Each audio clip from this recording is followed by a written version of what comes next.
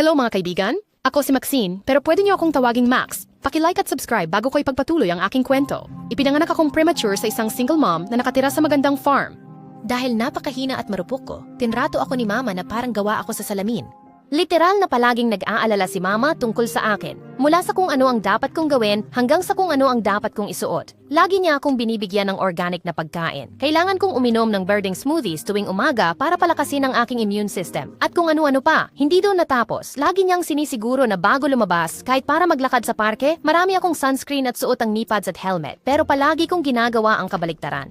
Gustong-gusto kong tumakbo at magbitin ng patiwarik sa monkey bars. Hey Mom, tara na! Subukan natin ito ng magkasama. Ang saya-saya nito! Oh, Diyos ko, hindi maaari. Bumaba ka, mahal, please. Huwag mo akong alalahanin. Oh, Max, hindi mo kailangan gumawa ng snow angels? Mahal, ang lamig-lamig. Oh, hindi. Bakit mo tinanggal ang mga training wheels? Delikado yan. Ano? Mag-hike kasama ang mga kaibigan mo? May ideya ka ba kung gaano karaming bagay ang maaaring magkamali sa ganitong aktibidad? Maaari kang mahulog, masaktan, at mawala. Ganoon si nanay.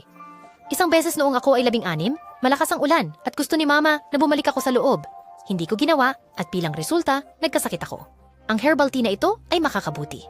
Walang naitulong ang mga halamang gamot ni Mama at nang nagkaroon ako ng mataas na lagnat, dinala niya ako sa ospital at lumabas na medyo malala ang sakit ko. Pasensya na, anak. Bakit ba ako naging pabaya? Dapat dinala kita sa doktor ng mas maaga? Huwag kang mag-alala, Mom. Gagaling din ako. Kailangan kong manatili sa ospital ng 2 araw at doon ako naging interesado sa lahat ng ginagawa ng mga doktor, maliban sa mga karayom. Mom, gusto kong magkaroon ng eksaktong parehong lab coat. Ang astig tingnan. Magiging doktor ako paglaki ko. Pagkatapos kong magtapos ng high school, sinabi ko sa nanay ko na gusto kong pumunta sa New York para maghanda para sa pagsusulit sa pagpasok sa pinakamahusay na medikal na paaralan sa bansa at gusto kong mag-apply. Si Mama ay tumatalon sa tuwa at kinabukasan, nakita ko siyang pumunta sa tindahan ng grocery gamit ang bisikleta. Ano yan, Ma? Nasaan ang kotse mo? Oh, anak, gusto ko kasing, bumili ng bagong modelo. Ibinenta mo ito. Nanay, oh anak, ikaw ang pinakamahalaga sa akin sa mundo. Alam mo na palagi kong gustong maging doktor, pero ako, alam mo kung paano ka ipinanganak ng maaga at palagi akong nag-aalala sa pagpapalaki sa'yo at panatilihing maayos ka. Masaya ako na makita kang natutupad ang iyong pangarap. Alam kong ipagmamalaki mo ako. Hindi ako nagdalawang isip na ibenta ang kotse para sa mga gastusin mo sa pag-aaral. Gagawin ko ang lahat ng makakaya ko para tulungan ka. Nung nasa New York ako, nakatira ako sa isang hostel kasama ang isang baliw na roommate na estudyante rin sa parehong universidad na ina-applyan ko. Ako si Mia, maligayang pagdating sa aking baliw na mundo. Nako, talagang baliw siya. Palaging abala ang babaeng iyon sa pakikipag-usap, malakas na pagtawa at pag-aaksaya ng oras, pero siya rin ay mabait at magiliw at talagang nagkasundo kami. Tara na, magbihis ka. Kailangan mong sumama sa akin sa konsyertong ito. Mag-e-enjoy tayo? Ano? Hindi pa ako nakakapunta sa konsyerto dati. Hindi ako sigurado kung komportable akong pumunta doon, Mia. Anong ibig mong sabihin na hindi ka pa nakapunta sa isang konsyerto? Para kang nakatira sa ilalim ng bato. Hindi, pero hindi talaga gusto ng nanay ko ang ideya na nasa isang masikip at saradong lugar ako. At, nandito ba ang nanay mo ngayon? Lumabas tayo. Mag-enjoy tayo. Ito ay isang karanasan na hindi mo dapat palampasin. Pagkatapos sumama kay Mia sa konsyerto na iyon, may nagbago sa loob ko. Nakita ko ang buhay, mga tao, mga party, at marami pang iba. Pakiramdam ko ay parang nabuhay ako sa isang kulungan noong mga taon na kasama ko ang nanay ko. Ito ang kalayaan. Hindi ako pinayagan ng nanay ko na gawin ng alinman sa mga bagay na ito. Hey, Mia, pumunta tayo sa party sa yak na ito. Mukhang sobrang saya. Oo, karamihan sa mga kaibigan ko ay pupunta. Kaya magiging kamangha-mangha ito. Mia, isama mo naman ako sa concert. Pero hindi mo naman gusto ang bandang ito. Gusto ko pa ring lumabas at mag-enjoy. Pero nagbago ang lahat isang araw bago ang pagsusulit. Kinugol ko ang araw sa pag-aaral at halos mawalan na ng pag-asa. At doon minungkahi ni Mia na magpahinga ako at sumama sa kanya sa isang party. Ano? Hindi. Kailangan kong tapusin ang seksyon ng pisyolohiya at pagkatapos ay pumunta sa botanika. At pagkatapos, girl, kung pumasa ka sa entry exam na ito, kailangan mong mag-aral sa kolehiyo ng 4 na taon. At pagkatapos ay kailangan mong gawin ang iyong residency sa iyong 30s at ang listahan ng mga bagay na kailangan mong gawin ay magpapatuloy at magpapatuloy. At bigla, matatagpuan mo ang iyong sarili sa iyong 50s at hindi mo pa na-enjoy ang sarili mo. Maniwala ka sa akin kapag sinabi kong maikli ang buhay. Tara na at mag-enjoy tayo. Sa totoo lang, parang nakaka-convince ito. Alam mo, sasama ako. Talagang marunong mag-enjoy si Mia. At pagkatapos, ginawa namin ang pinakakamanghamanghang bagay. Sumugod kami sa isang party. Ipinapangako kong magiging masaya ito. Si Dr. Peyton ang nag-oorganisa ng pinakamagagandang party. Kilala siya para dyan dito. Dr. Peyton, parang pamilyar ang pangalang iyon. Sandali lang! Siya ang magiging isa sa mga profesor ko pag nagsimula na ang tao ng akademiko. Nasisiraan ka ba ng bait? Gusto mo akong sumugod sa party na magiging profesor ko? Bakit hindi? Kailangan ko bang ipaliwanag ulit sa'yo na isang beses ka lang nabubuhay? Paano kung mahuli tayo? Halika na! Sino ba ang makakapansin sa dalawang babae sa isang mataong party? Birthday party ng anak niya ito, kaya marami sa mga kaibigan niya ang nandoon. So, hindi tayo mapapansin? Pangako. Ang lugar ay kamangha-mangha. Pero habang kumakain ako, may isang babaeng lumapit at tiningnan ako mula ulo hanggang paa. Maaari ko bang malaman kung sino ang kasama mo? Oo. Inimbitahan kami ni Dr. Peyton. Ay, nako. Sa tingin ko, wala akong inimbita na mga clumsy na intruders sa aking party. Kilala ko lahat ng kaibigan ng anak ko at tiyak na hindi ka isa sa kanila. Diyos ko, namumula na ang pisngi ko sa puntong iyon. Nakakahiya talaga iyon.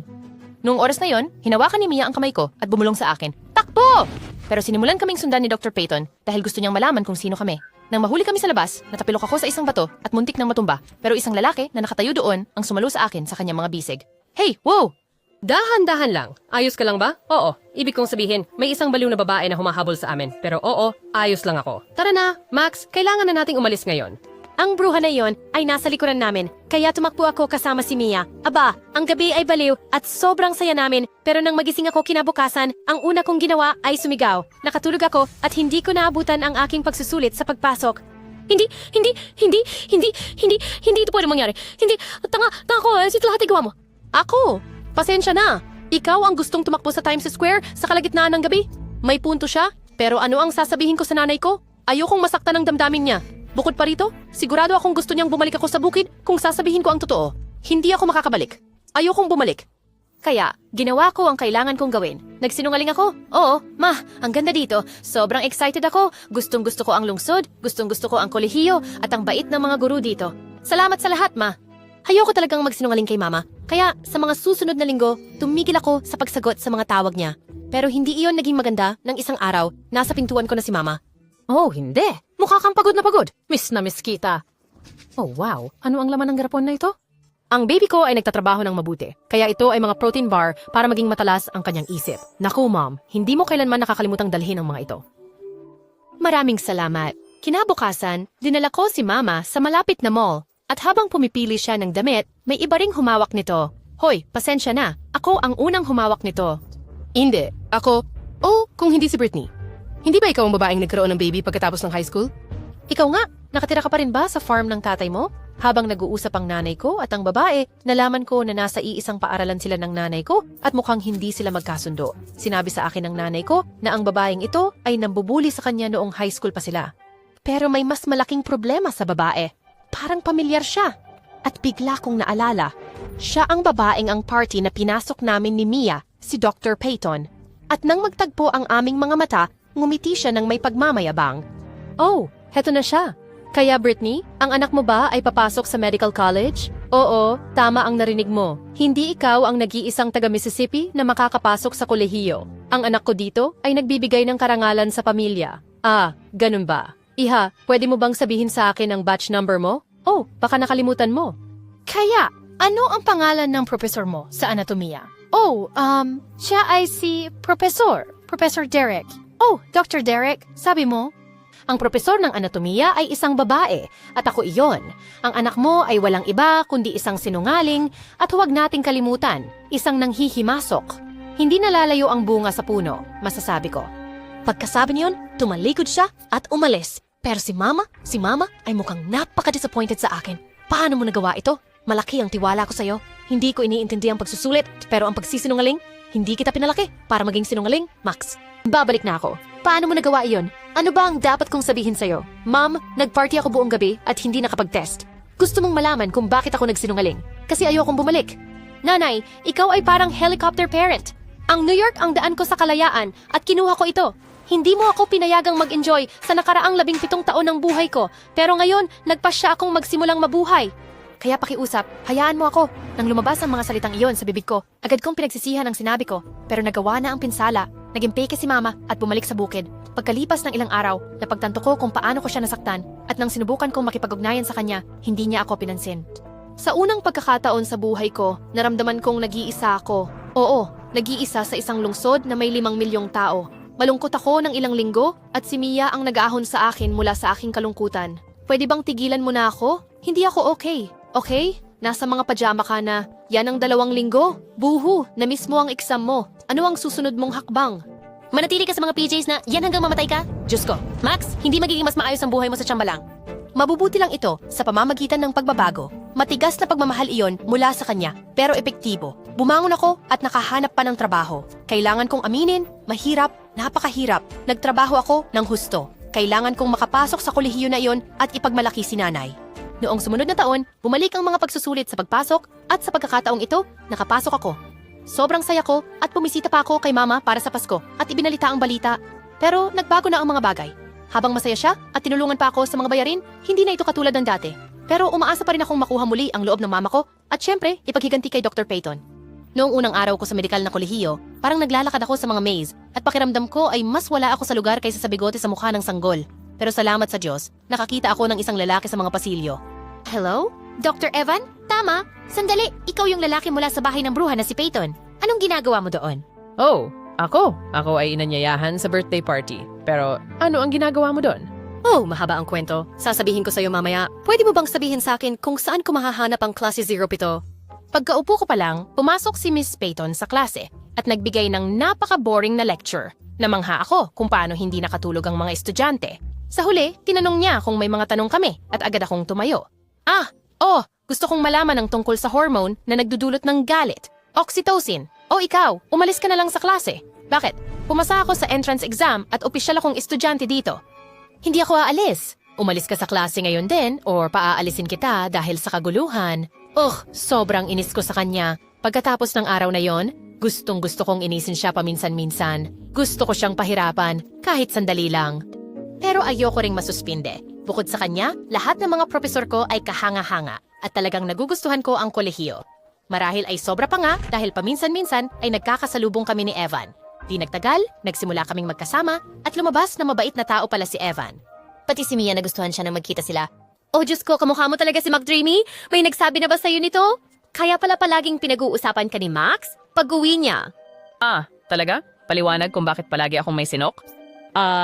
Mia, pwede mo ba kaming kuhanan ng juice o tsa or siguro kape? Oh gosh, nakakahiya ito. Hindi. Para malaman mo, palagi ko rin sinasabi sa mga kaibigan ko tungkol sa'yo. Mukhang magkamukha nga tayo pagkatapos ng lahat.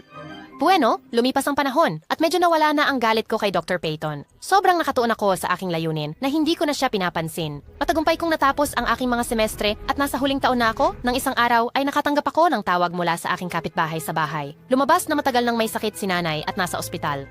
Kahit na may exam ako kinabukasan, sumakay ako ng eroplano para makasama siya. Nang makita ko si Mama na napakahina, nadurog ang puso ko. Umupo ako sa tabi ni Mama buong gabi. Mama, kumusta ang pakiramdam mo? Max, anong ginagawa mo dito? May exam ka ngayon, pero paano mo nalaman? Hindi tayo madalas mag-usap. Ang kaibigan mong si Mia, napakabait niya. Tinatawagan ko siya paminsan-minsan para tanungin kung kumusta ka dahil gusto kong ibigay sa'yo ang iyong espasyo. Humstong madalas akong mag-alala, pero hindi ko mapigilan. Pasensya na sa paglabag sa tiwala mo, sa pagsisinungaling sa'yo. At hindi, mahal, hindi mo kasalanan. Kailangan ng mga tao na magkamali para matuto mula rito. Inaalis ko yun sa'yo at hindi ko dapat ginawa iyon. Mom, mahal na mahal kita. Pagkasabi niyon, niyakap ko siya. Nanatili ako kay Mom ng 1 linggo hanggang makauwi siya. Samantala, ipinaalam ko sa kolehiyo ang tungkol sa kalusugan niya at alam kong maaayos ko ang mga bagay pagbalik ko. Pero pagbalik ko, nagulat ako ng sobra. Kamakailan lang naging pinuno ng departamento si Dr. Peyton at tumanggi siyang payagan akong ulitin ang pagsusulit. Pero bakit? May karapatan akong kunin ang eksamen na ito? Hindi mo ito magagawa sa akin. Sigurado akong kaya ko at ginagawa ko ito.